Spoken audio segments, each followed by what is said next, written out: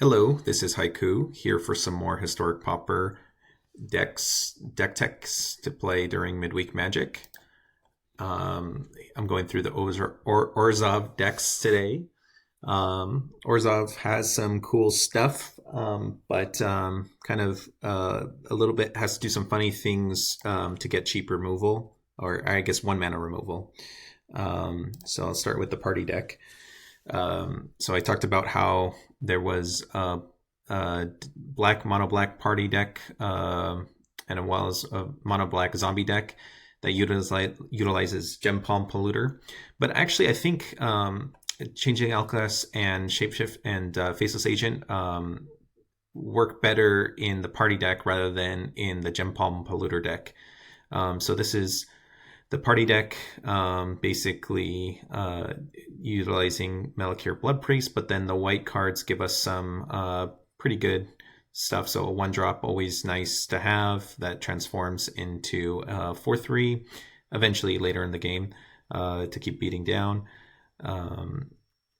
You get Patriar's Humiliation, new card by splashing white, and then Cartouche of Solidarity is also another great way to beef up your creatures to attack through the opponents, but then also gives you a warrior to get your party going better. A-Dawnbringer Cleric, just a solid all-arounder. Raffine's Informant, just a better wizard than the mono black wizard that we have access to. A-Guildsworn Prowler is a really good rogue, although you already have this as a rogue. This eventually becomes a rogue, so that's why you're only playing 2 of them. And again, because it's nerfed as a 1/1 instead of a 2/1, it's less viable. Echoing Decay is just a conceit to storm decks. I think you probably should be playing this. I mean, it's good against other things too, but then it also helps against storm. Blood-Priest, as I talked about, basically the whole point of the deck. Mardu Skullhunter, the latest card that really beefs it up. And then Faceless Agent, it's just a card advantage spell, but also it counts double for your, I mean, it fills in whatever you need for your party type. And then if you Faceless Agent into Changeling Outcast, it's just gas too. Yeah, that's it for this one. Some other kind of cards that are considerations are over here. This is the big one. It's a rogue type, but you really have enough rogues that you don't really need it. All right, so going up a little bit more controlling, although it has a little bit of a combo bent to it as well. So basically, Scoured Skyfisher with Omen of the Dead is a pretty good combo.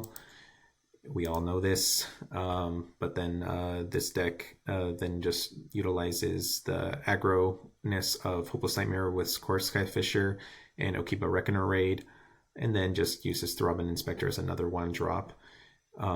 So then to find in this deck that's a little more controlling, it doesn't have a lot of creatures in play, you can't really use Patriar's Humiliation, so what do you use instead? Well, Bone Shards is a pretty good one, and it works well with your secondary plan of discarding a First-Sphere Gargantua and then unearthing it, bringing it back with Kaya's ghost form.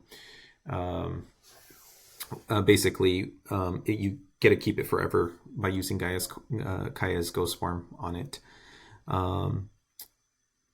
Deadly Dispute to synergize with Tithing Blade. Obviously, you don't want to go too crazy because then you might not have a Tithing Blade to bounce with Core Skyfisher, but you always have generally Hopeless Nightmares to bounce with Core Skyfisher. The Leonin Sanctifier is just a conceit to try to have some life gain. Putting a life gain on the First-Sphere and then discarding it and then unearthing it is a nice way to gain 5. And then what's nice is even when you exile it with Kaya's Ghost Form and then bring it back, it still has the life link. All right. And then, if you're going to do all this graveyard shenanigans, why don't we get some bonuses on our creatures for bringing creatures back from the graveyard? So Breathless Night gives you a nice bonus for that. And then how do I complement that? So it still has this Bone Shard Gargantua plan, but then we're going to make more discard synergies happen by adding a Madness card and Scrap-Eared Mutt.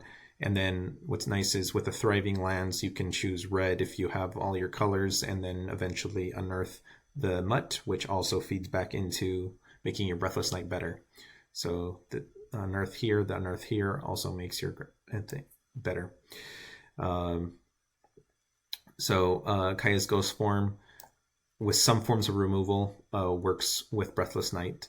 Obviously, Unearth just synergizes really well with Kaya's Ghost form. Again, these two as just conceits.